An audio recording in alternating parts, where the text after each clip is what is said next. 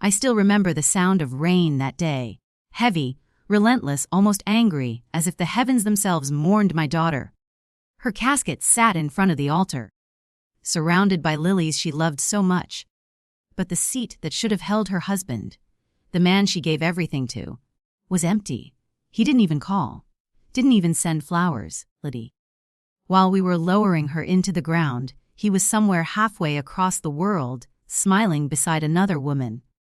My heart didn't just break for the daughter I lost. It shattered for the betrayal she never saw coming. My name is Margaret, and this is not just a story about grief. It's a story about truth, justice, and the night everything changed. When Emily married Daniel, everyone thought they were the perfect couple. She was bright, soft-spoken, a nurse with a heart too big for her own good. Daniel was charming, ambitious, the kind of man who knew how to win people over. Even I liked him at first. He treated Emily well, at least in front of others. But as years went by, I noticed a change in her. The sparkle in her eyes dimmed.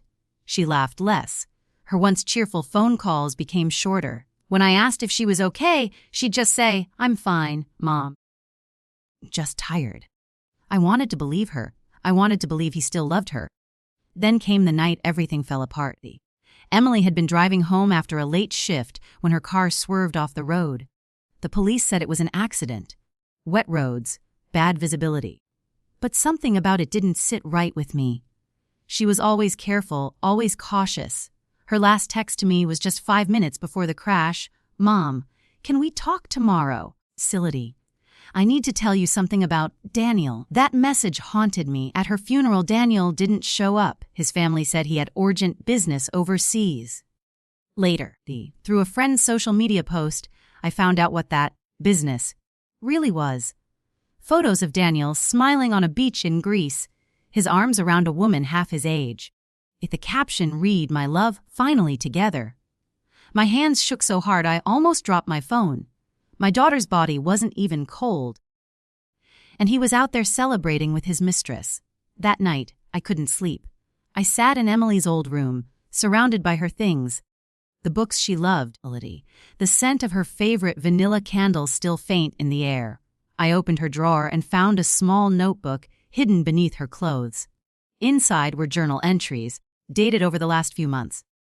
As I read, tears blurred my vision. Daniel comes home late again. He smells like her perfume. He said I was overreacting when I found the messages. I'm scared to confront him. He's not the man I married. If anything happens to me, Mom deserves to know the truth. That last line made my heart stop. The next morning, I went to the police with her journal. They reopened the case. What they found sent chills through my spine.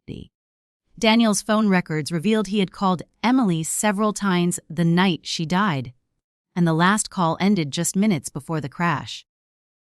GPS data placed him near the area of the accident, even though he'd told everyone he was out of town. They questioned him when he returned, smug as ever, wearing designer sunglasses and no sign of remorse. He claimed he was checking up on her that night, worried because she was emotional. But the truth was, Emily had confronted him earlier that week. She had discovered his affair and told him she was leaving, and that she'd be filing for divorce the next morning. He couldn't let her go. The investigators found brake fluid traces mixed with a chemical that suggested tampering. It wasn't conclusive at first, but the evidence built up slowly, enough for a warrant. The night Daniel was arrested, I was at home, sitting on the same couch where Emily and I once watched movies and laughed till our sides hurt. When the officer called to tell me they had him in custody, I felt a strange calm wash over me. Not joy, not satisfaction, just peace. For the first time in months, I whispered into the silence, "You can rest now, sweetheart." During the trial, his mistress turned against him.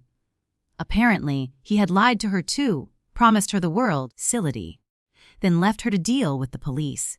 Her testimony sealed his fate. He was sentenced to life for manslaughter and evidence tampering. But it didn't end there. After the verdict, she approached me outside the courthouse, tears in her eyes. She said, "I didn't know, Mrs. Hayes. I swear, I didn't know." I looked at her. the woman who unknowingly shared my daughter's killer's bed. And all I could feel was pity. "You were just another victim," I said quietly, "just like Emily." Years have passed since then. Emily's grave is covered in pink roses every week, her favorite flower. I still visit her every Sunday, Liddy, bringing a cup of coffee for myself and one for her, just like we used to share on the porch. And sometimes, when the wind rustles through the trees, I imagine her voice, calm, forgiving. "It's okay, Mom. You did what I couldn't." What happened that night was born from deceit, but it taught me something powerful. Truth always finds its way out, Sility, no matter how deeply buried. So if you're listening to this, if you've ever ignored that small voice whispering that something isn't right, don't.